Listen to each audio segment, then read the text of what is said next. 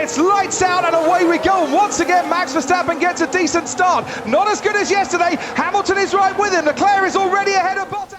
Hello Formula 1 and Indycar fans. Welcome to Formula Pun Racer. Today is July 23, 2021. I'm here today to give you my review of the British Grand Prix, which took place at Silverstone back on July 18th. And we'll start by saying that the race was off to an amazing start. Max Verstappen of Red Bull Honda and the Silver Arrows Mercedes of Lewis Hamilton were going wheel to wheel through the first corners on the first lap, and already it was starting to get really tense. But by Copse Corner, this would occur to the Red Bull of Max Verstappen. Hey, where'd that wheel come from? To better illustrate what happened between Max Verstappen's Red Bull Honda and Lewis Hamilton's Mercedes could be like this. Let's say this is Verstappen's Red Bull and this is Hamilton's Mercedes. As they were going through Copse Corner, it was kind of like this. So basically, Hamilton's left front made contact with the Red Bull's right rear of Max Verstappen, which sent Verstappen flying into the tire barrier at 51 Gs. Thank God that was a tire barrier, not a metal barrier such, because Helio and Hans' device are not. I think the results could have been much worse for Max. So basically, Max was okay afterwards, even though he was taken to the hospital for observation, but fortunately, no lasting injuries. Thank God. As a result of this crash, the race was stopped, but not before Charles Leclerc of Ferrari managed to take the lead from Lewis Hamilton. And why it took an eternity for the officials to move Max Verstappen's car and clear the wreckage and get the tire barrier fixed before they went back to green is beyond me. Because of Lewis Hamilton's aggressive move against Max Verstappen, which took the Dutchman out and broke Lewis Hamilton's front wing in the process, he would later be issued a 10-second penalty when the race would go back to green. And if you ask me, he should have been offered at least 20 seconds of penalty for such an aggressive move. He should have backed off. But they say that without this red flag, the team wouldn't have been able to fix the front wing in the way it has, and it would have cost him dearly. Because eventually, Lewis Hamilton would be back to be quite competitive in the race. But for the most part, with the race restarting up on lap 4, that Charles Leclerc would lead the majority of the race. But the only other retirement would come later on with Sebastian Vettel of Aston Martin. A long way at Luffield, trying to get He's spun round, he's entered the old pit. Granted, that's not why Sebastian Vettel retired. He would continue on after that spin, but he would have to retire later on when his car suffered some cooling issues. Fortunately, not all was lost for Aston Martin, as the home team finished 8th with Canada's Lance Stroll at the wheel. Well, it's nice to know that Lance strolled into the points, finishing 8th. I wish you luck better in the future, Lance, eh? And after the race, Aston Martin didn't just pack their bags and prepare for the next round.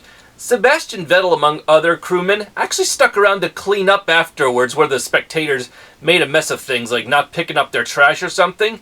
I applaud you, Sebastian Vettel, for doing just that, because you know what? Every time I go to a race nowadays, especially the Indianapolis 500, I'm in no hurry to get out of there. I always pick up after myself, which is something I wish more spectators would do. I always like to gather cans to eventually sell to a scrap dealer for cash, so I would be in no hurry when everyone else is jam-packed out. And I made quite a little fortune by collecting cans after this year's Indianapolis 500. And yes, I will get onto my Indy 500 video review later. But I've got also some IndyCar news to bring up after I finish my British GP review. Now to get back to the British Grand Prix, with Charles Leclerc leading the majority of the race after that red flag restart, it was great to know that it looked like he could actually pull this one off. But here or there, sometimes his power unit would cut out, but he would still press on as fast as he could. But despite that, with Lewis Hamilton on fresher tires eventually, with 2 laps to go, the Brit took over the lead from Charles Leclerc and never looked back to take his 99th Formula 1 career win and his 8th British Grand Prix win overall. So, who would have thought Lewis did anything but Hamilton it up?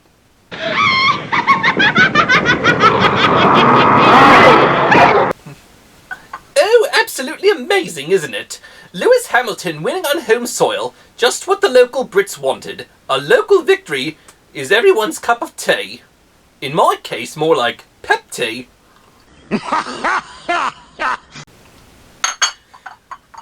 With this marking Lewis Hamilton's 8th British Grand Prix win and his 99th F1 career victory, he has now decimated Max Verstappen's points lead down to just 7 points. So the next few races between the Flying Dutchman and the Fast Brit are going to be quite competitive and really tense, so we'll see what happens.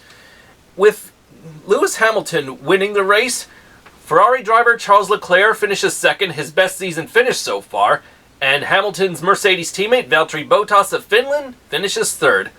While a lot of people unfortunately have been giving a lot of bad things to say about Lewis Hamilton, Lewis, if you're watching this, have nothing to say bad about you, but I do think you still should have gotten a 20-second penalty rather than 10, because, well, that was a little much for you to pit Max that way. I'm sure you didn't mean it, but still, like, this is getting controversial to think about, but that's just my opinion.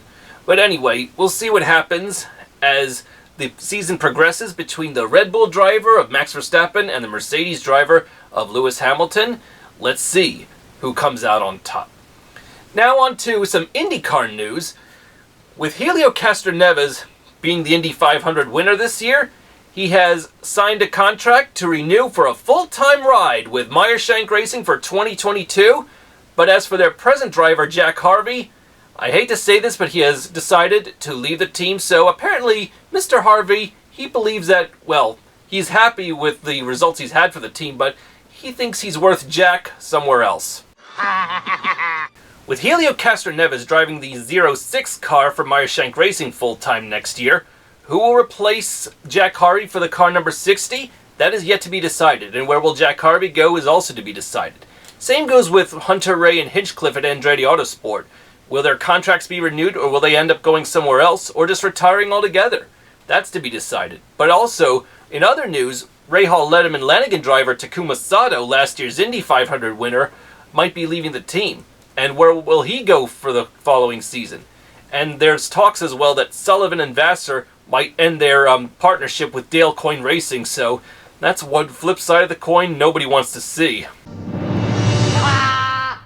The last bit of IndyCar news for this video I have is, if you're wondering, what's the next TV deal for IndyCars? Well, guess what? You're in luck, because if you liked NBC, they have renewed their contracts with the IndyCar series, and they will host the majority of the races on the NBC network, while with NBCSN about to disappear at the end of this season, the USA Network will be the cable channel to go to for the other races. But most of the IndyCar races in the 2022 season will be shown on NBC. So this is good, and for those of you who have subscribed to Peacock like me, well, you're in luck. You don't have to give up that subscription if you like it. If you want to see the Indy Lights races, practice and qualifying, when the channels of USA and NBC will not televise. But there you have it. The bird is the word, and the IndyCars are there to stay with a rainbow-colored bird. Now, to get back to F1 news, I have heard recently that because of the ongoing pandemic, the Australian Grand Prix, which was supposed to be the season finale this year, has once again been cancelled. Oh. On top of that, the Singapore GP will be replaced by the Turkish Grand Prix later this year, so at least we're still talking Turkey. True, Formula 1 may be done racing in Britain for this year, but the racing action for this weekend in England is just getting started.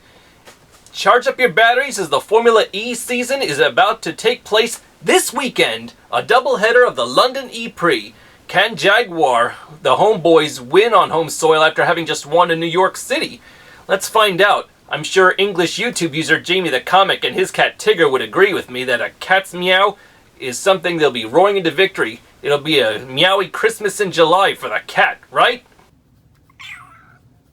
I guess your cat Tigger, Jamie, isn't really enthused. I didn't think so. Well, this concludes my video review of the British Grand Prix. I'll leave you with the full results of the race and the scheduling of when you can expect the electric cars to race in the streets of London. If you like my videos, please like and subscribe. and comment, share with your friends and all that. I read all your comments, and I'm always happy to answer any questions you've got on my videos. See you next time. I'm Aaron Cylinder, firing on all cylinders.